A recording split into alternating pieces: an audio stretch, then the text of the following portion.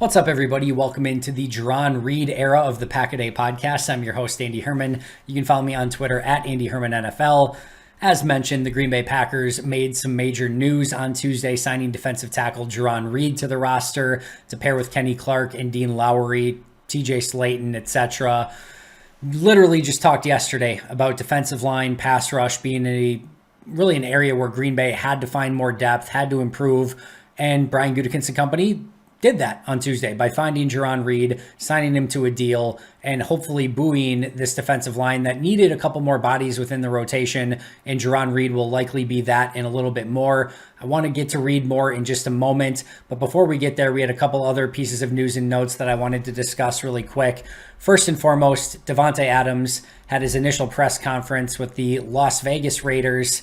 And I'm just going to say, this is my biggest takeaway here. I'm just going to flat out say it. That was hard to watch. In fact, I couldn't watch too much of it because seeing Davante Adams in all black answering interview questions from Raiders reporters, not wearing green or yellow or green and gold or white or anything, and answering questions from Packer reporters, and just the whole thing, right? Not easy to watch, not easy to experience. He will be massively missed. And I'm not just talking about on the field, which is clear and obvious and you know already, but just his demeanor, his presence, how he talks. Like, he's just a consummate professional. He's somebody that every time he spoke, and I mean every time he spoke, I wanted to listen. I felt like I was learning something every time. There's a reason that he won the award, I think 3 years in a row from the Packers beat for being such a great interview and so great to the media. He's just a pro's pro in every step of the way. And this isn't going to be like an episode dedicated to Davante. I should probably do one of those at some point. But you guys have heard me, for anyone that's been listening to me for any length of time on here, or even on the audio podcast, have heard me talk about specific players that I can't wait to go to practice and watch. Jair Alexander is one of those players. David Bakhtiari is one of those players. Davante Adams might have been the 1A of all of those players. His attention to detail and how he practices and how he goes about mastering his craft. It is not a mistake why he is the god of route running that he is. It is not a mistake that he is the premier and ultimate wide receiver in the NFL. The way he practices, the way he handles himself, his professionalism, how he just handles every day-to-day responsibility that he had as a member of the Green Bay Packers was with pure class and professionalism. And we got to experience that for the first time as a member of the Raiders and him answering questions for, again, the Raiders media. So I don't have a whole lot more to add to that other than that was difficult to watch. And I harbor no ill will towards Davante Adams for wanting to go and play with Derek Carr, for wanting a change of scenery. And as I've mentioned before, I don't think that this is a bad deal for Green Bay. Now, for those people who are saying, well, Green Bay could be better without Davante Adams, if you want to make the conversation of, all right, do you want a first-round pick, a second-round pick, and a bunch of salary cap space, or do you want a almost 30-year-old wide receiver, and it's only those two options, then I could make a strong case for the picks, the money, etc. But you want to go and ask any NFL team if they'd like Davante Adams on their roster right now, you will get a resounding 32 out of 32 who would love to have Davante Adams on their roster. So a difficult day to see him in Raiders black, all black for his first press conference. But kudos to him on the new deal. Kudos to him and thank you to him for being just a all-time great Green Bay Packer. And clearly he will be missed now going forward, etc. He was not the only player, however, who moved on. I know now clearly Davante had his opening press conference and everything, but for the first time, we got to see Zadaria Smith in Viking purple, taking pictures with Mike Pettin and Mike Smith. And that, of course, that deal came to fruition on Tuesday as well. Zadaria Smith officially a member of the Minnesota Vikings. And I tweeted out, and I stand by it, and I firmly believe it. I love this deal for the Packers, Zadaria Smith going to the Minnesota Vikings. Now, I don't necessarily like seeing Za'Darius Smith in Minnesota purple. I will give you that. I will grant you that. But I don't mind this deal from a what it means for the Vikings standpoint. And before I even get there, I want to say the same thing I said about Davante, about Za'Darius Smith. I harbor no ill will for him going to the Vikings. First and foremost, with Zadarius, he made it clear last offseason that he wanted a long-term extension and wanted to be a Green Bay Packer for life. That's what he wanted. If it was his choice a season ago, before the back injury stuff even flared up, before any of that, he made it clear he wanted to be a Green Bay Packer for life. And Green Bay said, we're going to hold off. We don't know yet, whatever. And we can talk about Davante's contract and Davante wanting a contract last offseason and Zadarius' contract and him wanting a contract offseason. The link between those two is a certain number 12 at quarterback. Green Bay had their hands tied behind their backs. Now, if you want to go back and say how Green Bay handled Aaron Rodgers and drafting Jordan Love and the communication and everything around that caused the entire angst with Aaron Rodgers, which caused them to be in no man's land with what he was going to be doing, which caused them to lose Za'Darius and Davante, we could jump to those conclusions. You could make that argument. I don't know that I have a great argument against it, but by last offseason when Rodgers' stuff was going down, and even up until the point where he decided to resign and finally signed his contract with the team, Green Bay was dealing a little bit with two hands behind their backs, because what happened last offseason and why Green Bay was so adamant about not trading Aaron Rodgers is because they went and they built this all-in roster. They restructured all of these deals. They brought everyone back. They go out and they add players to the roster, etc., with the intentions of trying to win a Super Bowl in 2021. And then all this stuff comes out with Rodgers that he potentially wants to trade. Well, what are you going to do at that point? You've already borrowed a ton of money from the future. You have this roster that's ready to compete for a Super Bowl right now. You trade Rodgers and all of that's for nothing. You're in complete no man's land. So, they had that whole thing to deal with. And then eventually you get to this offseason and they didn't want to end up in that same situation. They didn't want to end up in a situation where they go all in and they make these big, large contracts for Za'Darius Smith and Davante Adams, even if they could have done that, and give all these huge money deals away, and then Aaron Rodgers retires or says, I demand a trade to Denver, or whatever the case could have been. So Green Bay had to operate this entire time as, we can't do a lot of these long-term deals with Davante or Zadarius or whomever until we get this entire Aaron Rodgers situation figured out. So that made things harder. I think that really set back the Packers and Davante Adams. And I think that's a big reason why he potentially wanted out, and not being able to give Zadarius, or not wanting to give Zadarius that contract prior to, even before the injuries last year, I think really caused some friction with he and the Packers as well. So again, I don't think they wanted to end in no man's land, which means that they had to basically push everyone else's contract to the side until Rodgers got figured out. And by that time, Zadarius and the Packers were already fractured, and Green Bay just didn't have the money anyway. And again, Davante wanted to be prioritized a season ago. Green Bay didn't, and now he had the situation where he wanted to go play with Derek Carr. And again, you can put some fault on Green Bay for that. You can put some fault on Aaron Rodgers for that. There's definitely some, there's definitely some blame to go around in different ways. But ultimately, it ended up the way that it did. And with Zadarius, again, he wanted to be a Packer. Green Bay said no.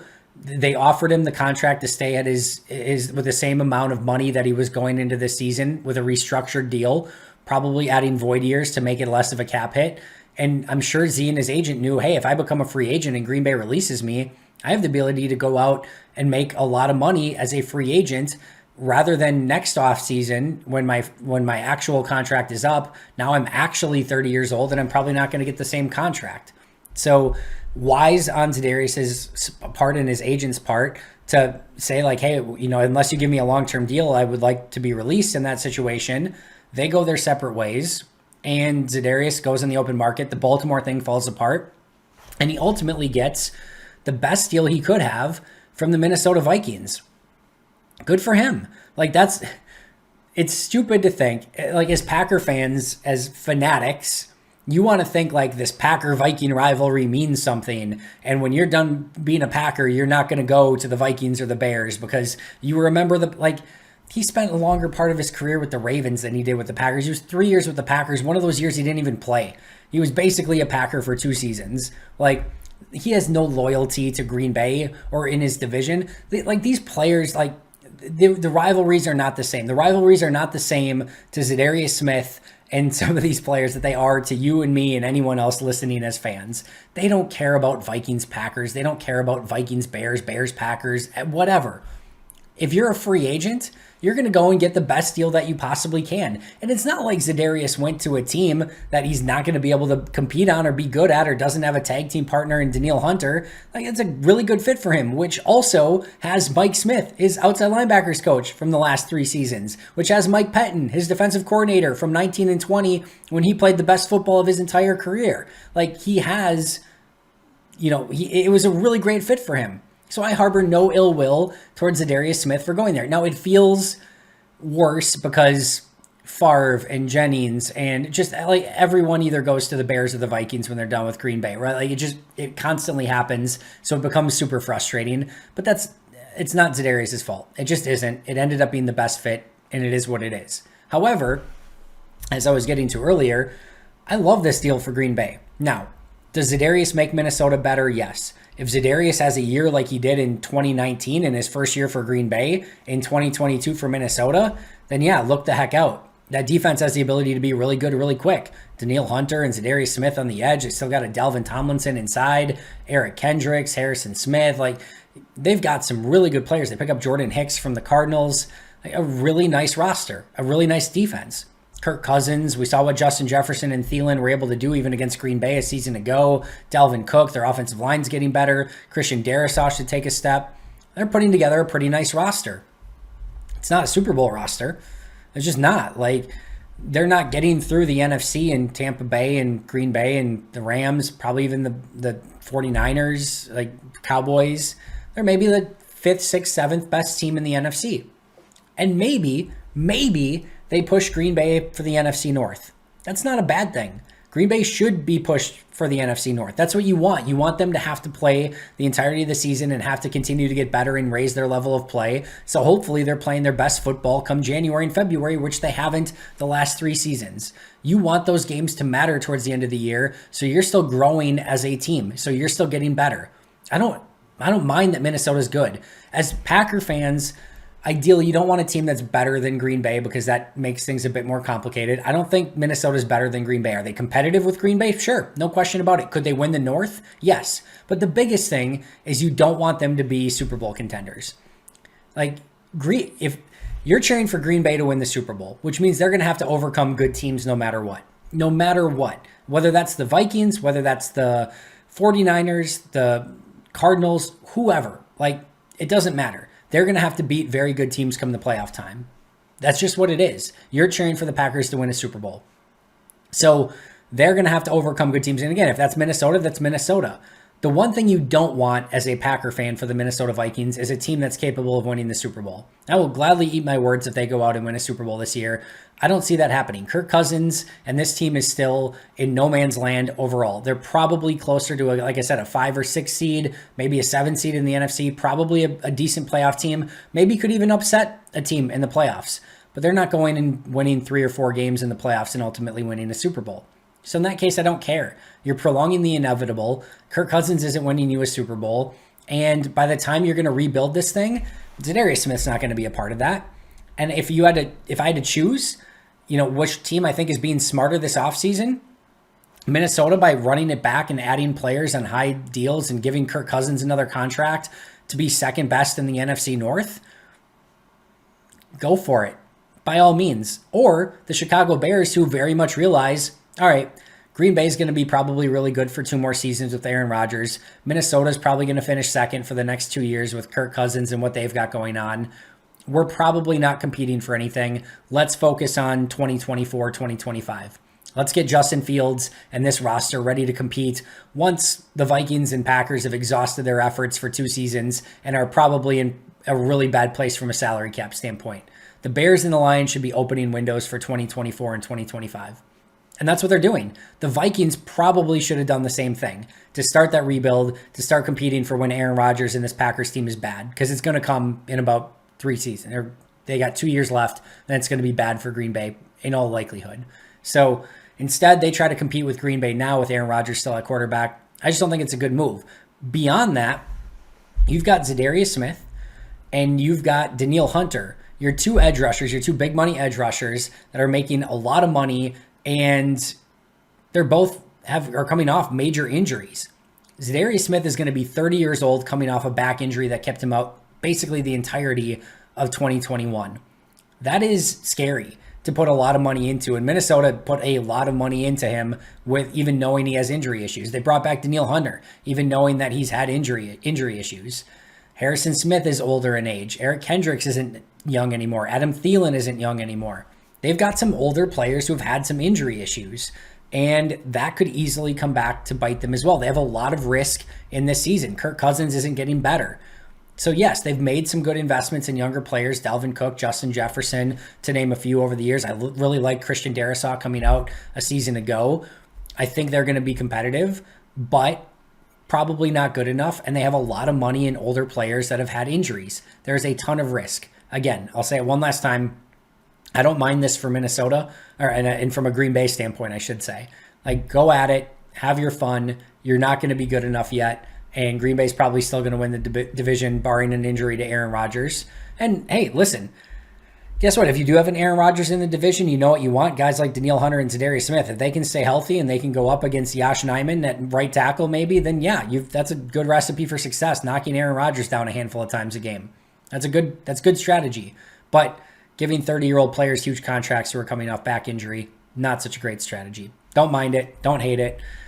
Not fun seeing Z in purple, but can live with this one a lot more than... It's a lot easier to see that than maybe seeing Davante Adams in silver and black, at least for me. All right, let's get to Jarran Reed as well. On the surface, really like this deal for Green Bay. Now, contract terms not disclosed, other than we know that it's a one-year deal. If it's a one-year, $2 to $3 million deal, really like that. It's a 1 year, $4 to $6 million deal. Okay. It's a 1 year, $6+ million deal. Now we've got issues. That's not a good deal.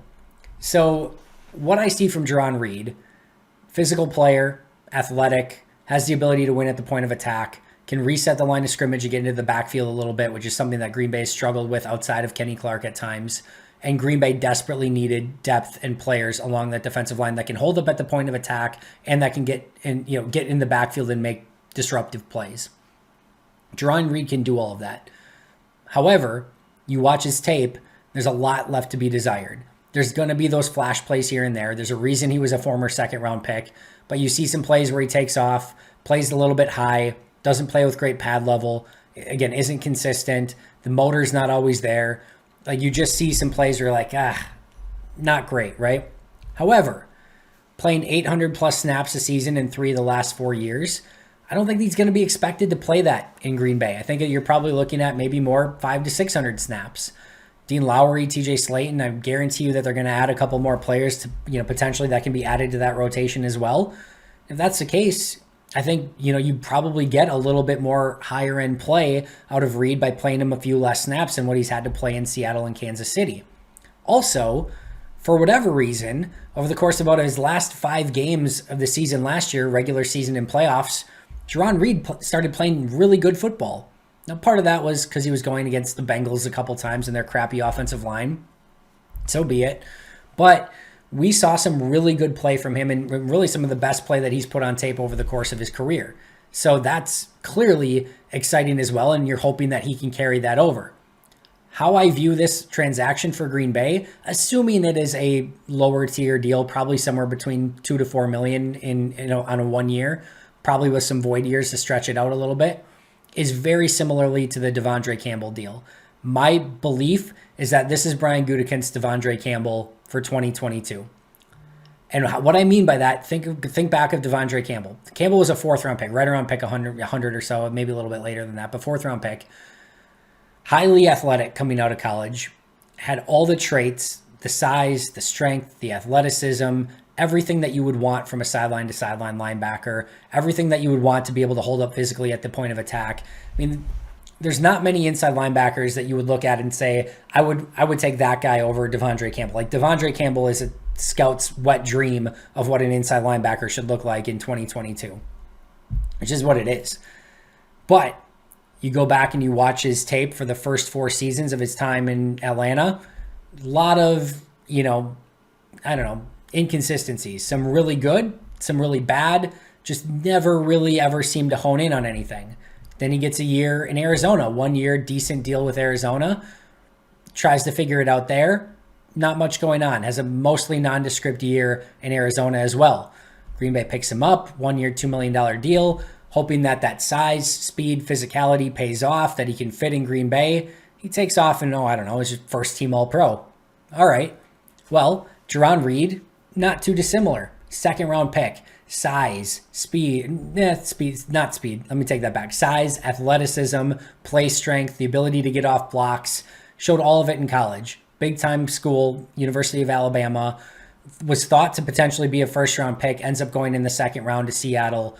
Watches 5 years in this case in Seattle. A lot of inconsistency. Some really good. Being able to penetrate in the backfield. 10 plus sack season. 20 pressure seasons and multiple seasons. You see some of what you're looking for. Again, what a scout's hoping for at defensive end, defensive line, defensive tackle, wherever you want to play him. Jarran Reed has it. But the tape overall isn't that good and very inconsistent. Same as Devondre Campbell in his 4 seasons with the Falcons. Campbell gets a year in Arizona. Jarran Reed gets a year with the Kansas City Chiefs. Same thing. Some flashes, some really good games. Some other games you're just all right, it's just not clicking for this guy. He's not getting it. But you see the overall strength. You see the flashes on tape. You see what should be a really good player. And you hope that you get him in the right system, playing next to Kenny Clark and Dean Lowry with Preston Smith and Rashawn Gary on the edge, Devondre Campbell behind him, and you get everything in the right place, maybe not having to play 880 snaps a season like he has in over the course of his career. And you hope that all of a sudden he takes off and plays up to what Seattle was expecting when they picked him in the second round back, 5 years ago. So I like this signing for Green Bay. Again, depending on what the contract is. And if it is a lower term, low risk deal, love it for Green Bay. And either way, even if he doesn't hit that peak Jarran Reed, bringing him in as a rotational player who can help this defensive line. Again, if you're giving me Kenny Clark, Dean Lowry, Jarran Reed, TJ Slayton, I can win with that defensive line. I can get pressure. I can reset the line of scrimmage. I can stop the run. If I'm a defensive coordinator, you've given me the pieces that I need to succeed. I would like probably one more rotational player, maybe a 4th round pick or better on the defensive line. If I could get that. Maybe bring back a Tyler Lancaster as your 6th guy to just compete with Jack Heflin and give one of those guys a run-stopping deal as your 6th defensive lineman or someone in that ilk.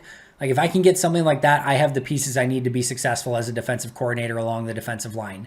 Especially because you can move Rashawn Gary inside a little bit as well if you want to. You have options and flexibility. Now, you still need help on the edges, but you're giving me enough on the defensive line where I can be successful. To me, that is what Jarran Reed gives this defense. This is what he gives Joe Barry.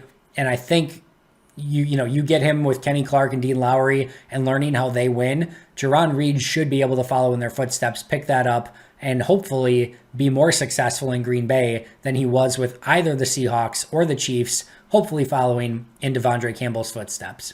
That is going to do it for me today. Thank you so much for joining me. I will be right back here tomorrow with an all-new episode. But until next time, and as always, go Pack Go.